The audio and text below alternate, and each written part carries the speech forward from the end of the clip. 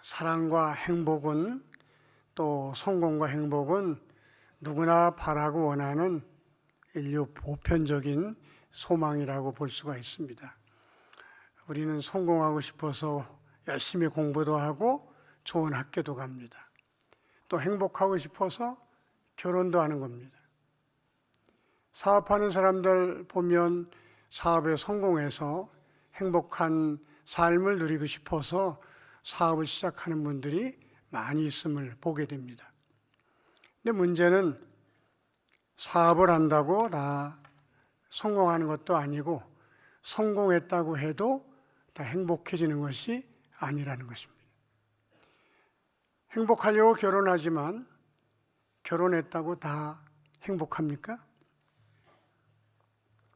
유명한 빌리 그레임 목사님 사모님에게 어떤 분이 물었어요. 사모님도 부부싸움을 하신 적이 있으십니까? 부부싸움을 한 적은 없습니다. 그러나 남편을 죽이고 싶었던 때는 여러 번 있었습니다. 결혼한다고 해서 다 행복해지는 것이 아니라고 하는 것입니다. 백세를 살아보니라는 책을 쓴 김영석 교수님에게 어떤 기자가 물었어요. 선생님은 어느 때 가장 행복하다고 느끼십니까? 제가 젊었을 때에는 성공했을 때 돈을 많이 가지면 행복할 것이라고 생각했습니다. 그러나 백세를 살아보니 그런 것들보다는 사랑이 있는 인간관계, 사랑이 넘치는 인간관계 속에서 사는 것이 가장 행복하다는 것을 깨달았습니다. 여기 할아버지 할머니들이 많이 계신데 할아버지 할머니들이 언제 가장 행복할까? 손자 손녀들을 만날 때입니다. 손자 손녀만 만나면 할아버지 할머니들의 얼굴이 바뀌어요. 환한 얼굴로, 웃음이 가득한 얼굴로, 행복이 넘치는 얼굴로 바뀌는 것을 볼 수 있습니다. 그리고 또 쉽게 지갑이 열려요. 왜 그럴까요? 사랑이 넘치는 관계이기 때문입니다. 오늘 우리가 읽은 말씀 속에는 하나님이 저와 여러분에게 주시고 싶은 아주 강력한 메시지가 하나 있어요. 그것은 인간관계는 물질보다도 소중하고 인간관계는 명예보다도 소중하며 인간관계는 내가 가진 그 어떤 것보다도 더 소중한 축복의 비결이다. 이것을 하나님이 오늘 저와 여러분에게 아주 강한 어조로 말씀하고 계십니다. 하나님께서 아브라함에게 너는 너희 본토 친척 아버지 집을 떠나 내가 내게 지시할 곳으로 가라 명령을 내리셨습니다. 아브라함이 얼마나 믿음이 좋은 사람인지 그 말씀을 듣고 모든 것을 정리합니다. 그리고 고향을 떠납니다. 일찍이 부모가 돌아가셔서 고아가 된 롯을 늘 돌봐주던 아브라함은 그 조카 롯까지 함께 고향을 떠납니다. 이렇게 순종하는 아브라함을 하나님이 얼마나 귀히 여기시고 사랑하셨는지 복을 주셔서 아브라함은 멀지 않아 큰 부자가 됩니다. 소떼와 양떼를 많이 거느린 부자가 됩니다. 아브라함은 조카 롯에게 재산 일부를 떼어줘서 너도 이제 독립하거라. 아브라함 때문에 조카 롯도 이제 부자가 된 것입니다. 아브라함의 소떼 양떼가 힘이 많아지고 롯의 소떼 양떼가 힘이 많아지니까 이게 갈등이 생겨요. 문제가 생겼습니다. 가난할 때는 문제가 없더니 부자가 되니까 문제가 생긴 거예요. 목처지 때문에 그랬습니다. 목처지는 적은데 아브라함의 소떼가 롯의 소떼가 오니까 양쪽의 목동들이 자기 소떼 먼저 먹이려고, 자기 양떼 먼저 먹이려고 이게 다투게 된 것입니다. 이거 내가 먼저 봤다. 아브라함의 목동들이 우리가 먼저 왔다. 우리 소 먼저 먹여야 된다. 안 된다. 우리 양부터 먹여야 된다. 이 다투다 보니까 옛날 어른들이 애들 싸움에 어른 싸움 된다.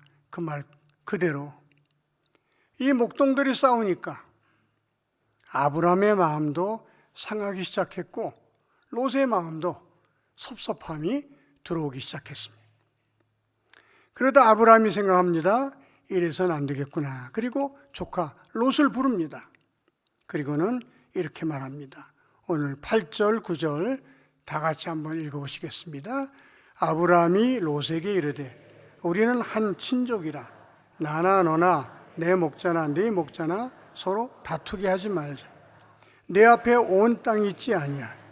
나를 떠나가라. 내가 좌하면 나는 우하고 내가 우하면 나는 좌하리라. 아브라함이 조카 롯을 불러서 야, 우리는 친족이 아니야. 이까지 물질 때문에 우리가 관계가 깨져서야 되겠느냐. 우리가 물질 때문에 싸우는 것은 옳지 않다. 네가 좌편 땅을 택하면 나는 우쪽으로 갈 것이고 네가 우편 땅을 택하면 나는 좌쪽으로 갈 것이다. 내가 먼저 선택하라. 롯이 생각이 있고 사람이 된 사람이라면 삼촌 그게 무슨 말씀입니까? 삼촌 때문에 제가 여기까지 왔고 삼촌 때문에 부자가 됐는데 삼촌이 먼저 택하셔야지요. 이렇게 말해야 되는 것 아닙니까? 안타까운 것은 롯이 소원성 교회를 다니지 않아서 내 인사 따로 있고 내 인사 따로 있다는 사실을 몰랐다고 하는 겁니다. 아브라함이 내가 먼저 택하라. 이건 아브라함의 인사예요. 삼촌 그게 무슨 말씀입니까? 삼촌이 먼저 택하셔야지요. 이것이 롯이 해야 할 인사인데 롯은 그 인사를 할 줄 몰랐던 것입니다. 제가 몇 해 전에 어느 교회에 문제가 생겨서 수습하러 간 적이 있었습니다. 가보니까 그 교회의 규모에 비해서 담임 목사님 받는 사례가 형편없이 적은 거예요. 그래서 장로님들을 불러 장로님, 이게 말이 됩니까? 담임 목사 사례비가 우리 교회 부목사 사례만도 못한데 이게 도대체 어떻게 된 겁니까? 그랬더니 그 장로님들이 제게 뭐라고 대답했는지 아십니까? 목사님, 저희가 예산 세울 때마다 올려드리려고 올려서 담임 목사님에게 가져가면 아이고 내 사례는 됐어요. 내 사례는 동결시켜주세요. 내 사례는 안 올려도 됩니다. 이래서 못 올리고 그래서 그렇게 된 것입니다. 여러분, 내 사례는 안 올려도 됩니다. 이건 목사님 인사예요. 장로님 인사는 따로 있는 겁니다. 장로님이 볼 때 이 사례 가지고는 목사님이 생활하기 어렵겠다 판단이 들면 올려드리는 게 장로님의 인사지. 그게 장로들은 그걸 몰라서 제가 가르쳐주고 왔어요. 오래간만에 부모님을 찾아뵈니까 냉장고가 너무 오래돼가지고 소리도 크고 이제 곧 고장이 날 것 같아요. 그래서 아들이 어머니 냉장고가 너무 낡았네요. 제가 바꿔드릴게요. 예, 괜찮다. 아이고 아무 문제 없어. 아직도 쓸만해. 이건 어머니의 인사예요. 여보, 엄마가 괜찮대 아직.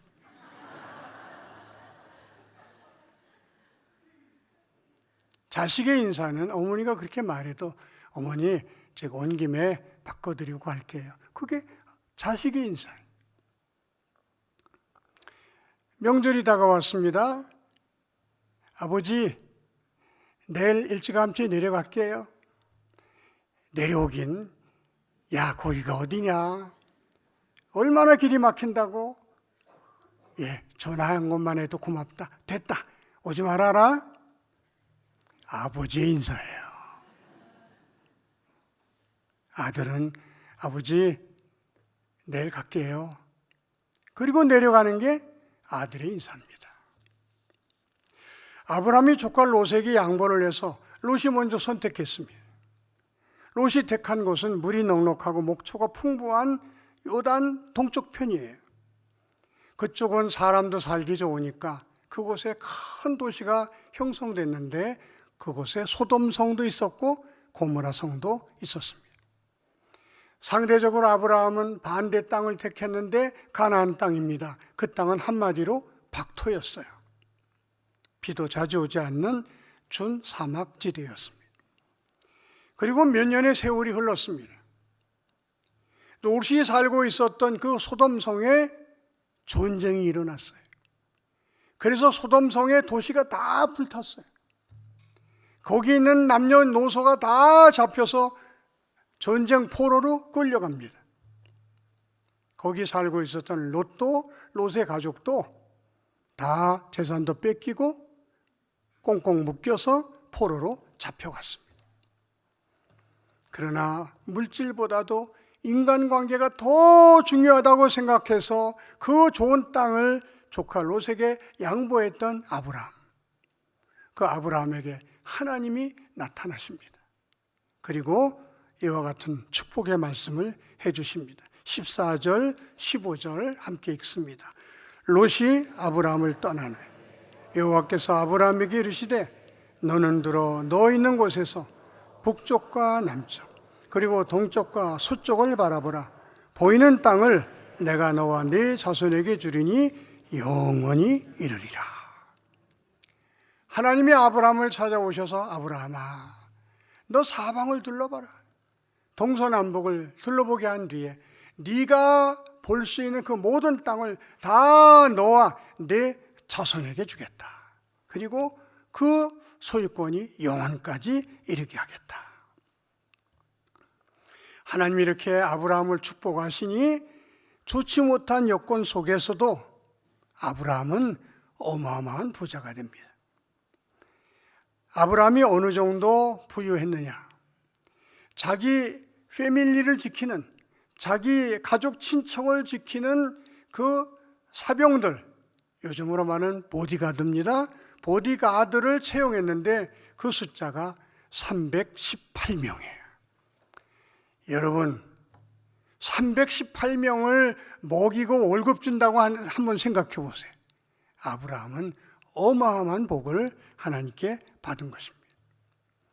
조카 롯이 전쟁에 희생이 되어 잡혀갔다는 말을 듣고는 아브라함이 자기가 집에서 길리고 연습한 자 318명을 데리고 쫓아가서 롯도 구해오고 롯의 친척 가족들도 구해오고 심지어는 롯이 잊어버린 재물까지 되찾아옵니다. 물질보다 인간관계가 더 중요하다고 생각해서 조카 롯에게 먼저 좋은 땅을 선택하게 했더니 하나님이 그를 귀히 여기시고 아브라함에게 큰 복을 주셨다는 말씀입니다. 오늘 본문이 우리에게 주시는 가장 중요한 메시지는 우리가 이 세상을 사는 동안 물질보다 인간관계를 더 중요하게 생각하고 살아야 된다고 하는 것입니다. 내 명예나 내 어떤 이권보다도 나와 관계하고 있는 사람의 그 관계를 더 소중히 여기고 살아갈 때 하나님은 우리를 축복하셔서 우리에게 성공과 행복을 선물로 주신다는 말씀입니다. 베스트셀러 작가이자 인간관계 전문가인 게리 스몰이라는 사람이 있습니다. 이 사람이 인생은 관계다. 그리고 나머지 모든 것은 거기서 오는 부수적인 것이다 라고 말했습니다. 인생에서 가장 중요한 것이 관계라고 말하는 것입니다. 동기부여의 전문가로 손꼽히는 브라이언 트레시라는 사람은 성공한 사람들을 수없이 많이 연구했어요. 연구한 결과 성공한 사람들의 85%는 인간관계에 성공한 사람이다 하는 연구 결과를 내놓았습니다. 회사 생활의 성공, 가정 생활의 행복, 사업의 성공, 목회의 성공, 이 모든 것의 출발점, 그 밑바탕은 인간관계에 있다. 이것은 그 누구도 부인하지 못할 사실이라고 하는 것입니다. 인간관계에 성공한 사람은 인생에 성공할 수 있고 행복할 수 있는데, 인간관계에 실패한 사람은 인생에도 실패하고 결국은 불행의 쓴맛을 보면서 살게 된다고 하는 것입니다. 그러면 인간관계에 성공하는 비결은 무엇일까? 어떻게 해야 우리는 인간관계에 성공해서 성공과 행복을 누리며 살 수 있을까? 첫째는 하나님과의 관계가 좋아야, 하나님과의 관계에 성공해야 인간관계도 성공할 수 있다는 말씀입니다. 아브라함의 조카 롯에게 내가 좌하면 내가 우하고 내가 우하면 나는 좌하리라, 내가 먼저 택하라 라고 담대하게 말할 수 있었던 것은 아브라함이 하나님과 좋은 관계를 맺고 있었기 때문입니다. 내가 비록 박소를 택한다 할지라도 나와 함께 하시고 또 나를 복주시는 하나님이 계시는 한 나는 얼마든지 성공할 수 있고 잘 살 수 있다. 그런 믿음이 있었기 때문에 아브라함은 넓은 마음으로 좋은 땅을 조카에게 양보할 수 있었다는 말씀입니다. 여러분, 내가 좌하면 나는 우하고 내가 우하면 나는 좌하겠다고 하는 말이 결코 쉬운 말이 아닙니다. 여러분의 아버지가 여러분의 자녀들에게 한 65개 유산을 남겨주고 돌아가셨다. 그런데 집 하나는 서울에 있고 집 둘에는 지방에 있어요. 서울에 있는 건 40억이고 지방에 있는 건 10억, 10억짜리예요. 큰형님이 막내에게 내가 먼저 택해라. 네가 서울집 택하면 내가 시골집 택하고 네가 시골집 택하면 내가 서울집 택하겠다. 쉽습니까? 결코 쉬운 일이 아니에요. 아브라함이 네가 좌하면 나는 우하고 네가 우하면 내가 좌하겠다고 담대하게 말할 수 있었던 것은 아브라함에게는 믿음이 있었어요. 하나님 나와 함께 하신다. 하나님 나를 축복하신다. 이 믿음이 있었기 때문에 또 이런 경험이 있었기 때문에 아브라함은 좋은 땅을 조카에게 양보할 수가 있었던 것입니다. 그러기 전에 아브라함은 하나님과 좋은 관계, 정말 하나님과 성공적인 관계를 맺기 위해서 부단히 노력한 것을 우리가 말씀 속에서 볼 수 있어요. 창세기 12장 7절을 우리가 한번 읽어보시겠습니다.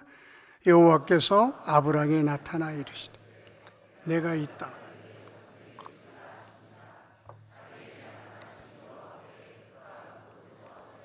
자기에게 나타나신 여호와께 그가 그곳에서 제단을 쌓고 예배드렸단 말씀이에요. 창세기 13장 4절을 같이 봅니다. 그가 처음으로 제단을 쌓은 곳이라 그가 거기서 여호와 이름을 불렀더라. 여호와 이름을 불렀다는 말씀도 하나님을 찬양하고 하나님께 경배드렸다는 말씀입니다. 13장 18절입니다. 이에 아브라함이 장막을 옮겨 헤브론에 있는데 거기서 여호와를 위하여 제단을 쌓았더라. 아브라함은 어딜 가든지 무엇을 하든지 하나님께 예배드렸고 하나님 중심으로 삶을 살았습니다. 아브라함은 사람이 하나님의 뜻대로만 살면 하나님은 늘 나와 함께 해주시고 복 주신다는 사실을 체험했던 사람입니다. 이런 체험과 간증이 있었기 때문에 조카 롯을 향해서 내가 먼저 택하라, 좋은 땅을 양보할 수 있었다고 하는 것입니다. 원래 저와 여러분은 하나님의 진노와 저주의 대상자들이었습니다. 우리는 죄 때문에 죽어야 했고 하나님의 심판을 받아 무서운 지옥에 가야 할 비참한 운명이었습니다. 그런 우리를 하나님이 불쌍히 여기셔서 이 땅에 예수님을 보내주셨어요. 그 예수님은 저와 여러분이 지은 죄를 다 뒤집어 쓰시고 십자가에서 피 흘려 죽으심으로 저와 여러분의 죄값을 대신 치루어 주셨어요. 그 예수를 나의 주님으로 믿고 영접하고 그 예수를 내 인생의 주인으로 모시고 살면 하나님이 우리를 모든 죄에서 용서해 주시고 하나님의 자녀로 삼아 주시고 우리에게 구원을 선물로 주시는 줄로 믿으시기 바랍니다. 우리는 이 하나님의 약속의 말씀 때문에 예수 믿고 구원을 얻었어요. 하나님의 자녀가 됐습니다. 더 이상 진노의 자식이 아니라 하나님의 사랑받는 자녀가 된 것입니다. 그럼 이제 우리들이 하나님을 아버지라 부르며 아버지를 기쁘시게 드리면서 살고 아버지의 뜻을 따라 살고 또 아버지를 섭섭하게 하지 않아야 되는데 우리가 그렇게 삽니까? 하나님을 멀리 할 때가 얼마나 많아요. 아니, 하나님 없이 살 때가 얼마나 많습니까? 하나님의 뜻과 반대되며 살 때가 또 얼마나 많습니까?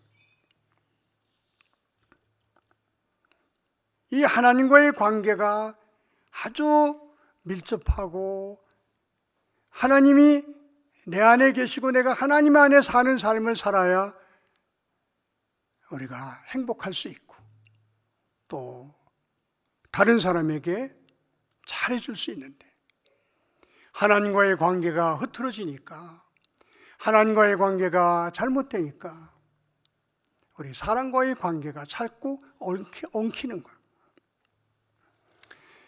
여러분, 부모 자식 간의 관계도 그렇지 않습니까? 부모 자식 간의 관계를 누가 끊을 수 있어요? 누구도 끊을 수 없는 관계지만 부모 자식 간의 관계라고 항상 행복합니까? 관계가 좋을 때는 서로 좋지만 관계가 나쁠 때에는요, 자식도 왼수고 부모도 힘든 거예요. 관계에 따라서 우리는 행복해지기도 하고 불행해지기도 하는 것입니다. 하나님과의 관계도 마찬가지라고 하는 것입니다. 예수 믿고 구원받아 하나님은 우리 아버지가 되셨고 저와 여러분은 그분의 자녀가 되었지만 우리가 하나님을 멀리할 때, 하나님을 섭섭하게 해드릴 때, 하나님의 말씀에 불순종하며 살 때, 하나님과 우리 사이가 원만치 않을 때에 우리는 기쁨과 평안을 맛볼 수가 없다고 하는 거죠. 누가복음 15장에 나오는 탕자의 비유가 바로 그것입니다. 둘째 아들이 아버지 집에 사는 게 싫었어요. 왜? 제 마음대로 할 수가 없으니까. 그래서 아버지의 유산을 받아서 먼 나라로 갑니다. 자기 마음대로 살 수 있는 곳으로 떠나는 거예요.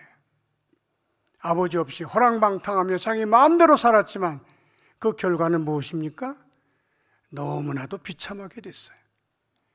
그렇게 불행해질 수가 없어요. 죽음 직전까지 갑니다. 그때서야 이 둘째 아들은 자신의 불행의 원인이 무엇인지를 깨닫고 아버지 집으로 회개하고 돌아옵니다. 아버지 집에 돌아와서 아버지 품에 안길 때에 둘째 아들의 불행은 끝나고 행복의 문이 열린 사실을 성경은 우리에게 보여주고 있습니다. 우리가 하나님과 좋은 관계를 맺기 위해서 가장 먼저 생각해야 할 것은 우리가 하나님 아버지에게로 돌아오는 것입니다. 하나님 아버지 품에 안기는 것입니다. 하나님 아버지를 내 마음속에 모시고 사는 것입니다. 하나님을 내 마음속에 가장 귀한 분으로 모시고 살다 보면 우리의 마음이 하나님의 마음이 되어서 다른 사람에 대하여 한없이 넓은 마음을 가질 수 있게 되는 것입니다. 여러분, 내가 주인이 아니라 하나님이 내 인생의 주인이시고 내 안에 하나님을 모셔드리고 하나님 나를 다스려 주세요, 주장해 주세요, 나를 인도해 주세요 기도하면 저와 여러분의 마음이 하나님의 마음으로 바뀌는 거예요. 그래서 다른 사람을 긍휼히 여기게 됩니다. 다른 사람을 사랑하고 싶은 마음이 생깁니다. 다른 사람에게 잘해주고 싶은 마음이 생기는 거예요. 다른 사람을 이해해 줄 줄 알게 됩니다. 다른 사람을 용서해 줄 줄 알게 됩니다. 그 사람에게 양보하게 되는 것입니다. 하나님과 좋은 관계를 맺고 사는 사람이 인간관계에 성공할 수 있고, 인간관계에 성공한 사람이 성공도 하고 행복도 맛보면서 살게 되는 것입니다. 인간관계에 성공하는 두 번째 비결은 예수님이 직접 가르쳐 주셨어요. 마태복음 7장 12절입니다. 우리 다 같이 한 목소리로 읽어봅니다. 그러므로 무엇이든지 남에게 대접을 받고자 하는 대로 너희도 남을 대접하라. 이것이 율법이요 선지자니라. 한 번만 더 따라해 보실까요? 대접을 받고 싶다면 먼저 남을 대접하라. 만고불변의 진리입니다. 모든 사람과 좋은 관계를 맺을 수 있는 만고불변의 진리. 대접을 받고 싶다면 네가 먼저 남을 대접하라. 그러면 좋은 인간관계를 맺을 수 있고 너는 행복해질 수 있다. 이것이 예수님이 가르치신 말씀입니다. 우리 성가대만 한번 대답해 보세요. 성가대 여러분, 남에게 존중받고 싶어요? 멸시받고 싶어요? 존중받고 싶어요. 입을 꼭 다물고 있는 사람이 몇 사람인데 다시 한번. 다른 사람에게 존중받고 싶어요? 멸시당하고 싶어요? 존중받고 싶어요. 여러분, 우리 모두도 다 다른 사람에게 존중받고 싶지 멸시당하고 싶은 사람 한 사람이라도 있습니까? 다른 사람에게 사랑받고 싶고 인정받고 싶고 배려받고 싶고 다 다른 사람에게 인정받고 싶은 마음이 우리 마음속에 있어요. 예수님이 그걸 아시고 너 인정받고 싶지? 네. 그러면 네가 먼저 다른 사람을 인정해. 너 사랑받고 싶지? 예. 그럼 네가 먼저 다른 사람을 사랑하면 되는 거야. 너 많은 사람에게 배려받고 싶지? 네. 네가 다른 사람을 배려하면 다른 사람도 너를 배려한단다. 얼마나 쉽고 얼마나 간단하고 얼마나 분명해요. 여러분 구구단 외우시죠? 2 곱하기 2는 얼마예요? 초등학교를 좋은데 못 나오셨네. 2 곱하기 2는 4, 3 곱하기 4는 12, 3 곱하기 5는 이거는 천만 년이 지나도 변하지 않는 진리예요. 그와 똑같이 네가 사랑받고 싶으면 네가 먼저 사랑해. 네가 인정받고 싶으면 네가 먼저 인정해. 네가 대접을 받고 싶으면 네가 먼저 대접해. 영원히 변하지 않는 우리 예수님이 가르쳐 주신 인간관계의 비결, 가슴속에 새기는 저와 여러분이 되시기를 바랍니다. 부부생활 세미나에 가면 부부생활 세미나의 표처럼 되는 그 글귀 하나를 크게 프랭카드에 써놓는 것을 보게 됩니다. 뭐라고 써있냐면 내 남편을 왕처럼 대접하라. 그리하면 너는 왕비의 대접을 받게 될 것이다. 여러분, 남편도 마찬가지죠. 내 아내를 왕비처럼 대접하라. 그러면 너는 왕의 대접을 받게 될 것이다. 뭐 똑같죠. 우리가 가정생활, 교회생활, 또 사회에 나가서 생활할 때 성공하고 싶고 행복해지고 싶은데 그 비결은 내가 존중받고 싶은 만큼 먼저 존중해주고, 내가 사랑받고 싶은 만큼 내가 먼저 사랑해주고, 내가 배려받고 싶은 만큼 내가 먼저 배려해주면 나는 존중받고 사랑받고 배려받는 행복한 사람이 되고, 그 사람과 나는 좋은 인간관계를 맺을 수 있게 된다고 하는 것입니다. 제가 은퇴한 후 이 교회 저 교회를 다니면서 예배를 드리고 있습니다. 근데 우리 교회와 같이 이렇게 오랫동안 목회하던 목사님이 이제 은퇴를 하시고 새로운 목사님이 오신 교회가 굉장히 많아요. 세대가 교체된 것입니다. 근데 안타깝게도, 정말 안타깝게도 새로 오신 목사님과 은퇴하신 목사님의 관계가 좋지 못한 교회가 너무나도 많은 거예요.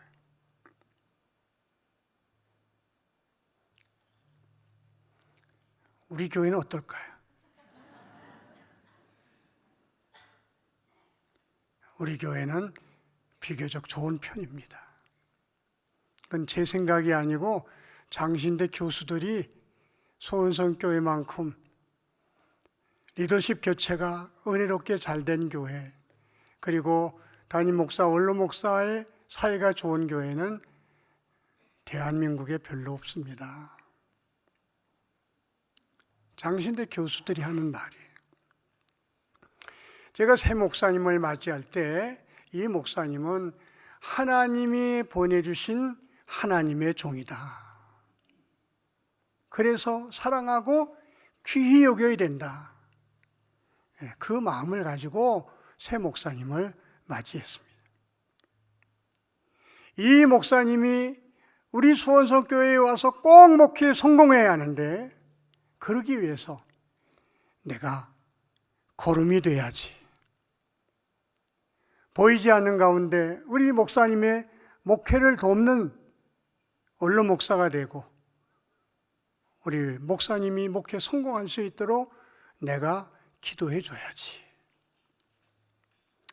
그러면서도 우리 목사님 부담되지 않도록 가급적 수원성교회에 나오지 않으려고 노력했습니다.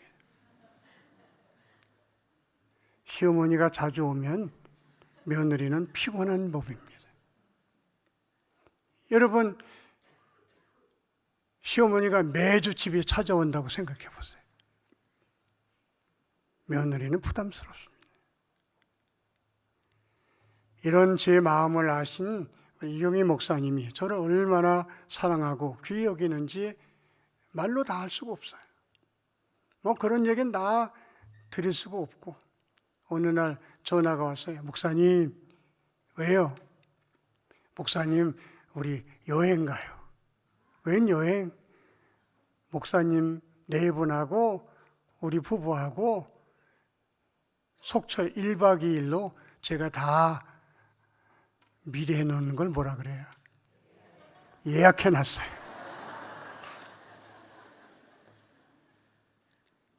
그게 지난 이맘때입니다. 지난해.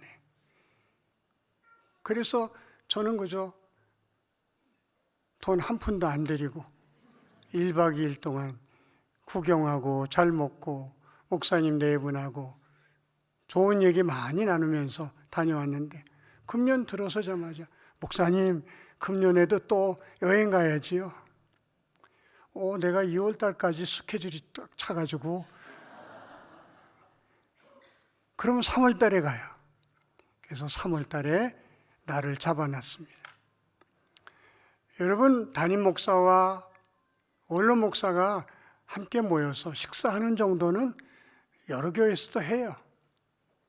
그러나 1박 2일, 2박 3일 같이 여행하는 교회는 흔치 않습니다. 저는 은퇴하고 너무나 평안하고 너무나 행복해요. 왜 그럴까요? 거의 모든 사람들과 좋은 인간관계를 유지하며 살고 있기 때문입니다. 모든 사람과 좋은 인간관계를 맺고 사니까 만나는 모든 사람마다 즐겁고 기쁘고 행복한 거예요. 이제 설교를 마치고자 합니다. 우리가 예수 믿는 목적은 단순히 예수 믿고 구원받아 천국에 가는 게 아닙니다. 천국 가기 이전에 이 땅에서 천국의 맛을 경험하면서 사는 것을 성도의 삶 혹은 신앙생활이라고 하는 것입니다. 어떻게 하면 날마다 천국을 경험하면서 살 수 있을까? 하나님을 내 안에 모셔야 돼요. 하나님과 친밀한 관계를 맺고 살아야 됩니다. 그러면 우리 마음이 하나님의 마음으로 변해요. 마음이 넓어집니다. 하나님의 마음을 갖게 되니까 다른 사람을 긍휼히 여기게 돼요. 다른 사람을 사랑할 수 있는 마음이 생기는 거예요. 하나님의 마음을 가지고 사니까 다른 사람을 먼저 섬기는 마음을 갖게 되는 것입니다. 그렇게 하다 보니 모든 사람과 좋은 관계를 맺게 되고 그런 사람을 하나님이 성공의 열매도 주시고 행복의 열매도 주시는 것입니다. 오늘 말씀의 결론입니다. 네가 우하면 나는 좌하고 네가 좌하면 나는 우하리라. 네가 먼저 택하라. 이것은 인간관계가 물질보다도 귀하고 명예보다도 귀하고 내 어떤 이익보다도 귀하니까 너는 인간관계가 아름다워질 수 있도록 하나님과 좋은 관계 맺고 네가 대접받고 싶은 대로 먼저 남을 대접해라. 이 말씀이 저와 여러분 가슴속에 잘 박힌 못처럼 박힐 수 있기를 주의 이름으로 축원합니다. 기도하겠습니다. 하나님 아버지, 저희들이 예수 믿고 구원받아 하나님의 자녀가 되었음에도 때로는 교회 안에서 갈등하고 가정에서도 그렇게 행복하게 살지 못하는 경우가 없지 않아 있습니다. 저희들을 불쌍히 여겨 주시옵소서. 그 원인이 관계보다 다른 것을 더 소중히 여겼기에 생긴 부작용인 줄 압니다. 하나님을 우리 가슴속에 주인으로 모시고 그 하나님의 마음으로 내가 대접받고 싶은 만큼 먼저 남을 대접할 줄 아는 우리 모두가 되게 하여 주시옵소서. 그래서 성공도 하고 가정생활, 교회생활, 직장생활 또 사업장이 행복할 수 있게 하여 주시옵소서. 예수님의 이름으로 기도하옵나이다. 아멘.